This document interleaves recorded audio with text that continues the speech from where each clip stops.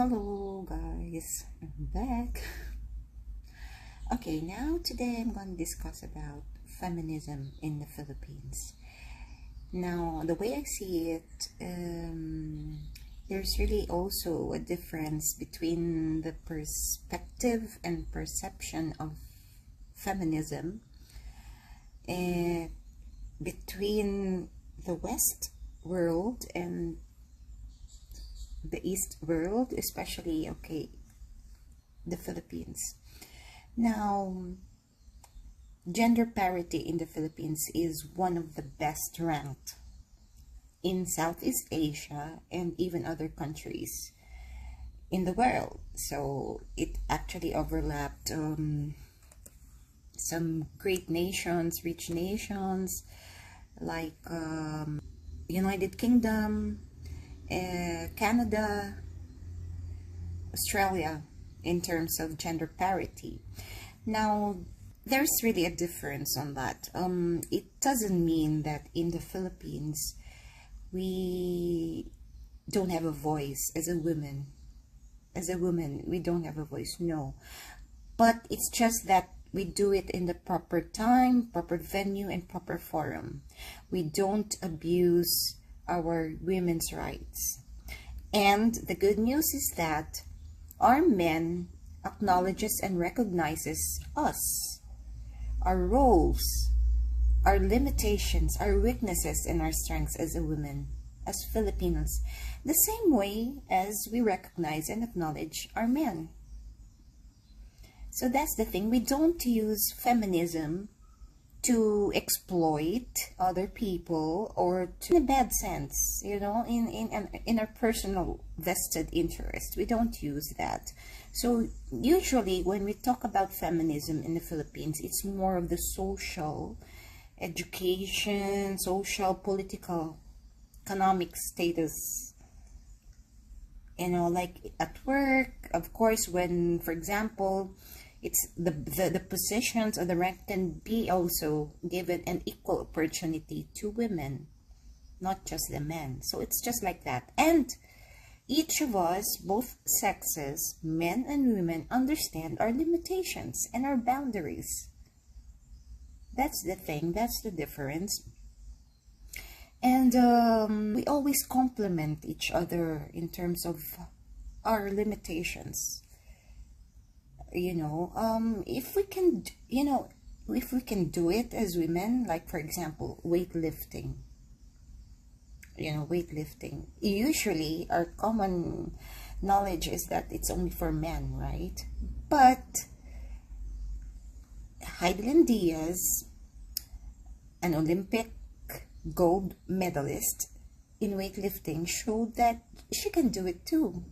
We don't see it as like our men don't see it as they're, you know, they're being overlapped or they're weak. No, it's a different thing. We're even proud of it. But when it comes to roles at home and other roles in the society, we know where we stand as a woman, and even men. We know to draw the line. That's the thing. And feminism in the Philippines, it's more of like, we don't use it as like we need to compete with the men in terms of economic status, in terms of like, because we earn more than the men, we will be the boss in the house. No, it's not like that. So we still respect each other. We respect each other. If you excel in one field that is usually done by men, there's nothing wrong. I mean, our men would be supporting, and we will be happy for the other. You know, our men will support and will be proud also. The same thing. It's just, you know. Yeah, so feminism in the Philippines is actually more of like the social status, the in education, that, you know, you could go join the military, which is usually for men, traditionally. But now you can do that.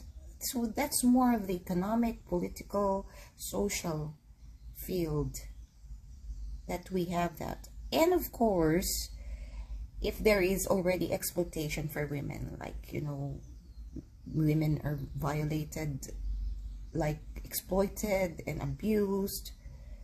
So that's where our feminism comes in. Cases, for example, and then the court would be, or people will defend the ones that is really the culprit. Then that's where our feminism come in.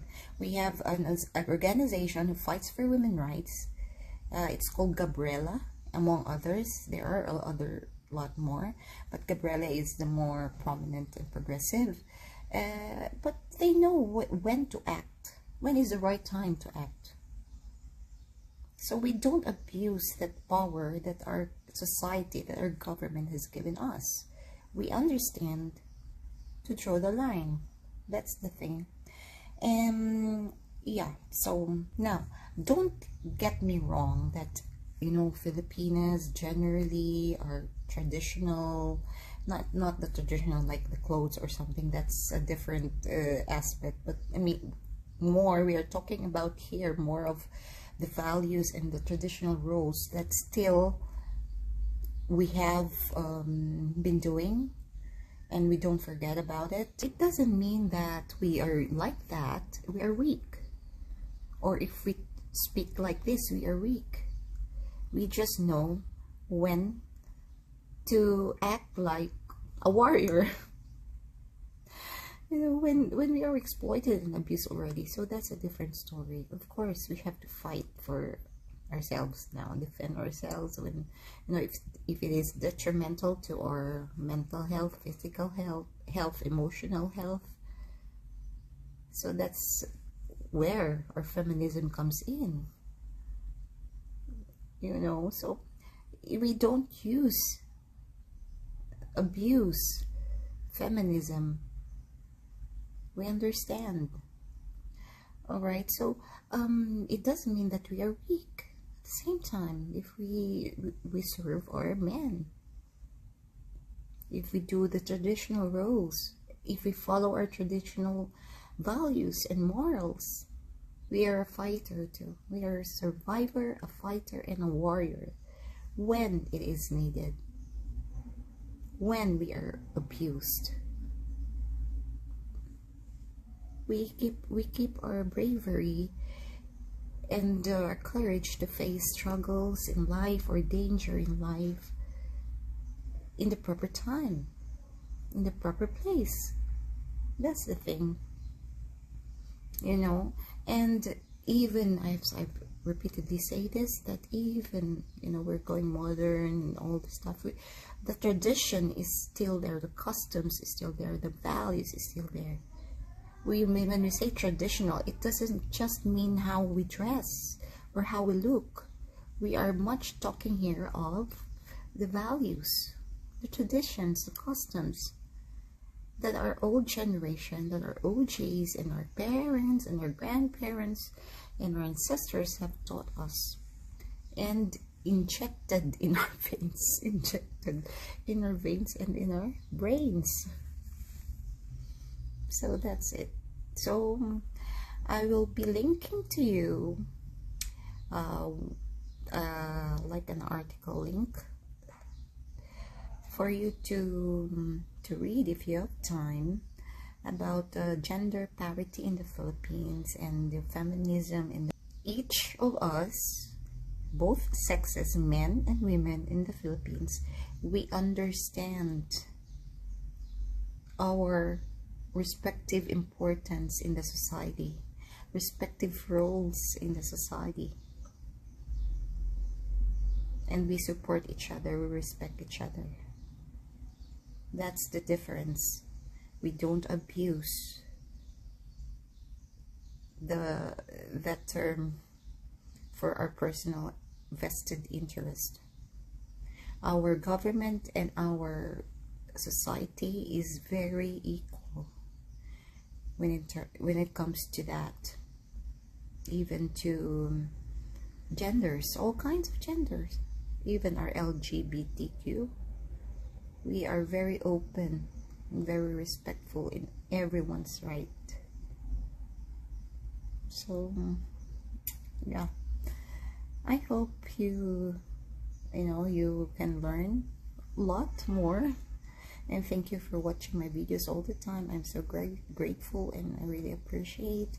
Now I will attach here a video of how we still continue to preserve our culture, like even women, we still have these competitions. We call it the Southeast Asian Games, which still have events that is continuing to preserve and nurture